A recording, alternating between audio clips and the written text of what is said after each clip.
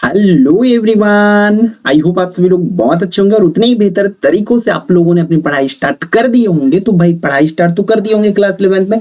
तो आपको जो मेन चीज होती है वो क्या होती है? सिलेबस, पाठ्यक्रम को समझना कि क्या क्या पढ़ना है एक्चुअल में।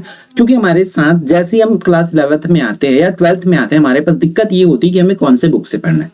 सबसे बड़ी दिक्कत तो यही होती है। तो हम बुक कोई सा भी पढ़ते तो बुक तो इतनी मोटी होती है, तो कंफ्यूजन की भंडार हो जाती है कि क्या छोड़ना है क्या पढ़ना है। तो इसलिए मैं वीडियो बना रहा हूं ताकि अगर आप क्लास 11th केमिस्ट्री जो स्टार्ट करने जा रहे हैं तो ये पूरी तरीका से पेन कॉपी पे नोट कर लो कि कैसे ये होगा। ठीक है, आपको करना क्या है, सिंपल सा पूरा का पूरा पेन कॉपी ले लो भाई। बिना पेन कॉपी के अब क्या बच्चे पीडीएफ के पीछे भागते हैं।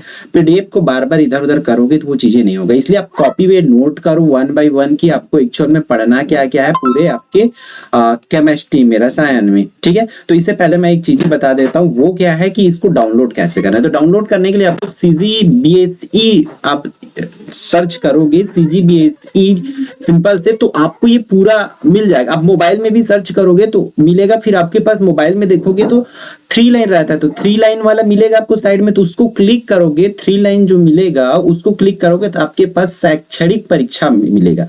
तो इस शैक्षणिक परीक्षा पर क्लिक कर लेना और उसके बाद शैक्षणिक परीक्षा के क्लिक करने के बाद आपको यहाँ से इस तरीके से पूरा आप पाठ्यक्रम, मतलब आप सिलेबस डाउनलोड कर सकते हो, अध्यापन योजना डाउनलोड कर सकते हो, ब्लूप्रिंट देख सकते हो, प्रश्न पत्र योजना, पूरी तरीका से आप सब कुछ यहाँ पर क्लास वाइज, जिस क्लास का भी, जैसे 9th का चाहिए तो 9th पे क्लिक करना है, 10th का चाहिए तो 10th पे क्लिक करना है, 11th का जिस भी सब्जेक्ट का चाहिए जैसे टिक करोगे तो आपको पूरा का पूरा सिलेबस मिल जाएगा।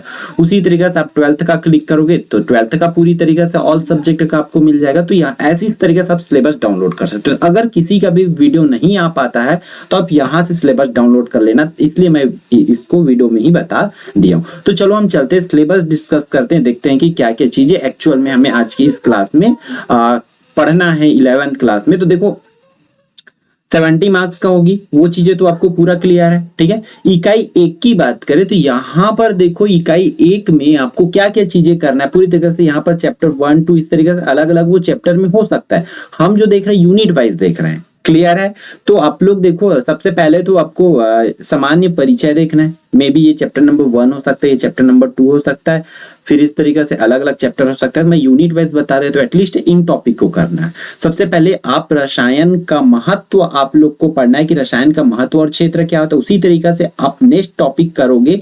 आप देखो बुक कोई सा भी रिफर करो, आप प्रबोध भी पढ़ सकते हो, नवबोध भी पढ़ सकते हो, एनसीईआरटी भी पढ़ सकते हो, तीनों पढ़ सकते हो। लेकिन ये टॉपिक आपका क्लियर होना चाहिए, क्योंकि आप कंप्लीटली डिपेंड रहोगे एनसीईआरटी पर तो कुछ टॉपिक हमारे एनसीईआरटी में नहीं होती है, या इसमें जो है उसमें एक्स्ट्रा रहती है। इस तरीके से अलग अलग होती है, क्योंकि ये साइंस है। अभी हम जितना उस पर घुसते जाते हैं वो घुसते घुसते ही है टॉपिक के अंदर, और टॉपिक आते जाता है ना। इसलिए आप इन चीजों को समझते करना है कि द्रव्य की प्रकृति पढ़ना है, उसके बाद रासायनिक संयोग के नियम पढ़ना है, उसमें डाल्टन का परमाणु सिद्धांत है। ठीक है, और तत्व, परमाणु, अणु की अवधारणा, ये तीनों का पढ़ना है। तत्व की, परमाणु की और अणु की अवधारणा आपको करना है। फिर परमाणु व अणु वाले पोर्शन में आपको क्या करना है, परमाणविक क्या होती है वो करना है।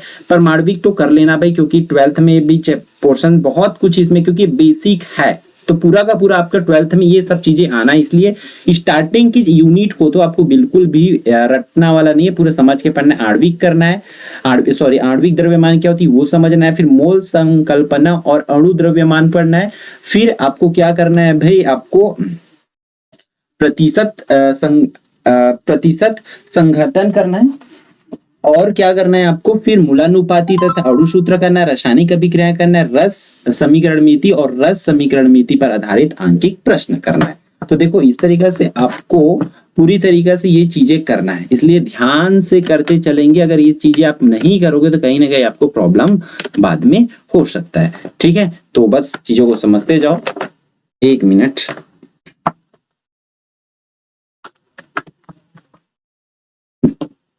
तो हाँ, मैं यह बता रहा था पूरी चीजों को करना है इसमें से। और जैसे कि ये पूरा तो करोगे सब कुछ, एवरीथिंग। ठीक, अब यहां पर देखो पूरी तरीके से जैसे कि हमारा इकाई 2 आता है, तो इकाई 2 में परमाणु संरचना दिया है। परमाणु संरचना में पूरी तरीका से आप पढ़ोगे इन चीजों को कि भाई इलेक्ट्रॉन क्या होती है ना, प्रोटॉन के बारे में पढ़ोगे, न्यूट्रॉन की खोज किसने की, ये पूरे इलेक्ट्रॉन प्रोटॉन न्यूट्रॉन, यहाँ से एक परमाणु के अंदर तीनों चीज होती है, तो उन चीजों को पढ़ना है। फिर परमाणुविक संख्या से आप क्या समझते हो, समस्थानिक और संभारिक से आप क्या समझते हो, इस तरीके से 1 बाय 1 आपको करना पड़ेगा। फिर थॉमसन का मॉडल, परमाणु मॉडल जो है उसकी बारे में पढ़ना और उसकी सीमाएं, उसमें एक्चुअल में क्या क्या कमी रह गया है उसको देखना है। फिर रदरफोर्ड का परमाणु मॉडल और उसकी सीमाएं, उसमें क्या क्या कमी है रदरफोर्ड के परमाणु मॉडल में, बोर की, तो तीनों की परमाणु मॉडल है उसको आपको अच्छे से पढ़ लेना है। फिर कोष तथा उपकोष की अवधारणा क्या होती है कि किस तरीके से कोष उपकोष किसको कहते हैं, उसमें किस तरीके से परमाणु इलेक्ट्रॉन प्रोटॉन न्यूट्रॉन जो उपस्थित होते हैं, इस तरीके से उन चीजों को बताना है। फिर द्रव्य तथा प्रकाश की द्वैती प्रकृति को, फिर डी ब्रॉगली का संबंध करना है, हाइजेनबर्ग का अनिश्चितता का सिद्धांत। तो जितने भी टॉपिक आप देख पा रहे हो ना यहाँ पर, तो हर किसी टॉपिक को आपको अच्छे से पढ़ना पड़ेगा। जैसे कि यहाँ पर अब्बाउ का सिद्धांत दिया, तो एग्जाम में सीधा सीधा पूछे जाएंगे कि अब्बाउ का सिद्धांत लिखिए करके, तो पूरा मार्किंग सिस्टम भी ध्यान रखना है। तो कहीं ना कहीं ये पाउली का अपवर्जन सिद्धांत, हुंड का नियम, तो पूरा का पूरा इस चैप्टर में आपको नियम करना पड़ेगा परमाणु संरचना में। तो पूरे को आपको हर टॉपिक को करना है, क्वेश्चंस लेके नहीं जा सकते, आपको पूरा का पूरा टॉपिक क्लियर करना पड़ेगा। ऐसा नहीं कि इंपॉर्टेंट 2 चैप्टर क्वेश्चंस कर ले। अब देखो ये साइड में ऐसा ही है, आप कहीं से भी गूगल में भी देख लो, आपको टेढ़ा वाला ही पेज मिलेगा, इसको बोर्ड में आज तक सुधारा नहीं गया, तो हम यहाँ पर कुछ कर नहीं सकते। तो देखो तत्वों का वर्गीकरण तथा गुण धर्मों में आवर्तिता, ठीक है, ये इकाई नंबर 3 आपका यूनिट नंबर 3। तो वर्गीकरण की आवश्यकता क्यों पड़ी, तत्वों को वर्गीकरण कौन से क्लास में पढ़े थे, चैप्टर क्लास 10th में चैप्टर नंबर 4 में पढ़े थे तत्वों की वर्गीकरण, ठीक है। आवर्त सारणी के विकास का विस्तृत इतिहास, की आवर्त सारणी किस तरह से बनाया गया, आधुनिक आवर्त नियम, है ना। तो ये पूरा अक्रिय गैस त्रिज्या, आयनिक त्रिज्या, आणविक त्रिज्या, परमाणविक त्रिज्या, आयनन ऊर्जा, इलेक्ट्रॉन बंधुता, तो पूरा का पूरा इसमें ये मान के चलो कि आपको क्लास 10th की चैप्टर नंबर 4 को, तत्वों का वर्गीकरण को एक बार और पढ़ लेना, उसके बाद इसको पढ़ोगे ना तो आपको ये बहुत इजी लगेगा। तो इकाई नंबर 3 तो आपका मे भी सरल होने वाला है, क्योंकि इसमें आधुनिक आवर्त सारणी के कहां पर ये बढ़ती है घटती है, पूरा गुण आपको करना है। फिर इकाई नंबर 4 की बात करें तो इकाई नंबर 4 में आपका क्या है भाई, रासायनिक आबंध और आणविक संरचना, ये वाला टाइटल लेके पढ़ना है। उसमें क्या क्या पढ़ना है, देखो आप कोई सा बुक से पढ़ो, आपको ये पढ़ना है सबसे पहले संयोजी इलेक्ट्रॉन क्या होते हैं, विद्युत संयोजी या आयनिक बंध क्या होते हैं, ससंयोजी बंध क्या होते हैं, बंध पैरामीटर, लुईस संरचना, ससंयोजी बंध की ध्रुवीय प्रकृति क्या होती है, आयनिक बंध की ससंयोजी प्रवृत्ति कैसी होती है, इन सब चीज को करना है। और आपको सिंपल से संयोजकता बंध सिद्धांत, अनुनाद देखना है, सहसंयोजी अणुओं की ज्यामिति, VAC PR सिद्धांत देखना है, संकरण की अवधारणा, S P और D कक्षकों में अतिव्यापन क्या होती है, तो ये वाली कहीं ना कहीं इंपॉर्टेंट है, अतिव्यापन के क्वेश्चन पूछे जाते। इन सब चीजों को आपको ध्यान से बहुत अच्छे से देखना है, ठीक है। फिर आपका आ जाएगा कौन सा भाई, इकाई 5 में द्रव्य की अवस्थाएं। यहाँ पर मैं चैप्टर नेम नहीं बता रहा हूँ, यूनिट वाइज बता रहा हूँ, ये मे भी इसमें 2 चैप्टर 3 चैप्टर ऐसा हो सकता है, बट अलग अलग, जैसे कि अलग ये वाला अलग चैप्टर, ये वाली अलग चैप्टर, इस तरीके से मे भी हो सकता है चैप्टर। और बुक में किसी बुक में ABC दिया रहता है, तो वो नहीं करना है, आपको यूनिट वाइज प्रिपरेशन कर लेना इन चीजों को समझते हुए।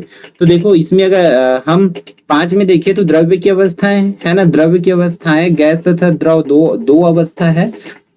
कोई भी द्रव्य है तो द्रव्य में ठोस द्रव गैस तीनों चीज आती है, तो इसमें गैस और द्रव के बारे में पढ़ना है। तो देखो द्रव की 3 अवस्थाएं होती है, वो तीनों ठोस द्रव गैस पढ़ना है। फिर अंतर अणुक आकर्षण कैसे होता है, आबंधन के प्रकार कितने प्रकार होते हैं, गलनांक तथा क्वथनांक क्या होती है, गैसी अणु की अवधारणा में गैसी नियम की भूमिका, बायल का नियम। इस तरीके से पूरे जो स्क्रीन में आपको विजिबल हो रही ना बच्चों, सबको ध्यान से देखना है, समझते चलना है, ठीक है। क्योंकि मैं तो अब समझा भी नहीं रहा हूँ, बस आपको टॉपिक दिखाना चाह रहा हूँ कि आप पूरे टॉपिक को अच्छे से नोट कर लो कि ये हमें करना है। अगर इसमें से बात करें रासायनिक उष्मा गतिकी, इसमें से तो ये पूरा कर लेना है भाई अच्छे से, है ना। पूरे को 1 by 1 नोट करो। PDF आप डाउनलोड कर सकते हो, मैं आपको साइड बता दिया स्टार्टिंग में वीडियो को, है ना, वहां से डाउनलोड कर सकते हो पूरी तरीके से। तो उष्मागतिकी का पूरा नियम पूछा जाता है, तो द्वितीय नियम तृतीय नियम पूरा पढ़ के आएंगे आप, तब जाके आपका कहीं ना कहीं वो अच्छा से होगा। फिर सातवां है जो साम्यावस्था है, तो भौतिक तथा रासायनिक प्रक्रमों में साम्य की गति प्रकृति द्रव्यानुपातिक क्रिया का नियम, इस तरीके से पूरे को आपको पढ़ना है इसमें से, है ना। अब देखो पूरे को नोट करके रखो। इकाई 8 है ऑक्सीकरण अपचयन अभिक्रिया, इसमें ऑक्सीकरण तथा अपचयन की अवधारणा बताना है, ऑक्सी अपचयन अभिक्रिया बताना है, ऑक्सीकरण रेडॉक्स अभिक्रिया। तो ये रेडॉक्स अभिक्रिया तो एग्जाम में पूछे जाते हैं भाई, तो इसको तो नोट करके रख लो, कहीं ना कहीं मोस्ट इंपॉर्टेंट टॉपिक है इसमें से, पूरे में से। और ऑक्सीकरण और अपचयन अभिक्रिया जो क्लास 10 में नॉर्मल पढ़े थे, ऑक्सीकरण अभिक्रिया क्या होती है, अपचयन अभिक्रिया थी, इसमें डिटेल आपको करना है। हाइड्रोजन का एक चैप्टर बना हुआ है, तो आवर्त सारणी में हाइड्रोजन की स्थिति क्या, आवर्त सारणी में हाइड्रोजन को कहाँ रखा गया है, हाइड्रोजन की उत्पत्ति किस तरीके से हुए, समस्थानिक बताना है, बनाने की विधि, हाइड्रोजन को उसका गुण उपयोग, पूरा इसमें हाइड्रोजन के बारे में ही पढ़ना है। फिर इकाई 10 जो है एस ब्लॉक के तत्व, क्षारीय तथा क्षारीय मृदा, तो इसमें से पूरा आप नोट कर लो अच्छे से और सभी को आपको करके आना है। फिर 11 में पी ब्लॉक के तत्व है, तो पी ब्लॉक के तत्वों के बारे में पूरा का पूरा डिटेल पढ़ना है। और ये 12वां में कार्बनिक रसायन है, तो ये कार्बनिक रसायन है जो आपके 10वीं में आप पार्ट 16 में पढ़े थे, है ना, तो वो 16 में जो पढ़े थे वो चीजें हो रहे हैं। फिर हाइड्रोकार्बन की बात करें तो हाइड्रोकार्बन में ये चीजें आपको करना है, ठीक। 14 में पर्यावरण रसायन विज्ञान, इतना ही है, ये आपका कंप्लीट हो जाता है। फिर यहाँ प्रैक्टिकल वाला आ जाता है, तो मैं 14 को दिखा देता हूँ आपको। 14 यूनिट टोटल 14 इकाई करना पड़ेगा इसमें पर्यावरण के बारे में, तो मेरे हिसाब से ये सबसे इजी आपका होने वाला है 14। इसी को चैप्टर नंबर 1 में दे देते तो बच्चों को बहुत ईजी लगने लग जाता है ना। पर्यावरण प्रदूषण के बारे में पूरी तरीके से पढ़ना है, इसमें क्या होती कैसे होती, बट केमिस्ट्री के पॉइंट ऑफ व्यू से पढ़ोगे तो थोड़ा सा ये टफ में भी आपको लग सकता है। सबसे हार्ड और इम्पोर्टेंट जो है आपका ये वाली यूनिट हाइड्रोकार्बन, हाइड्रोकार्बन और ये तो 12 और 13 पूरे केमिस्ट्री में भी बहुत से बच्चों को ये हार्ड लगती है, क्योंकि इसमें नामकरण वगैरह है ना, तो थोड़ा बहुत दिक्कत होती, लेकिन इनको करना भी है, इसको आप छोड़ नहीं सकते, ठीक है, वरना आपको 12th में बहुत रोना पड़ सकता है। ये एक अपने आप में ये एक पार्ट है, कहा जाए तो कार्बनिक, है ना, तो कार्बनिक और हाइड्रोकार्बन ये दोनों को तो आपको करना ही है अच्छे से, तो पूरे को नोट कर लो और अच्छे से प्रिपरेशन में लग जाएंगे, ठीक है। इंग्लिश मीडियम वाले लोग को क्या करना है, इसी को पीडीएफ को डाउनलोड करना है, ट्रांसलेट करना पड़ेगा भैया, ठीक। तो फिर मिलते हैं नेक्स्ट वीडियो।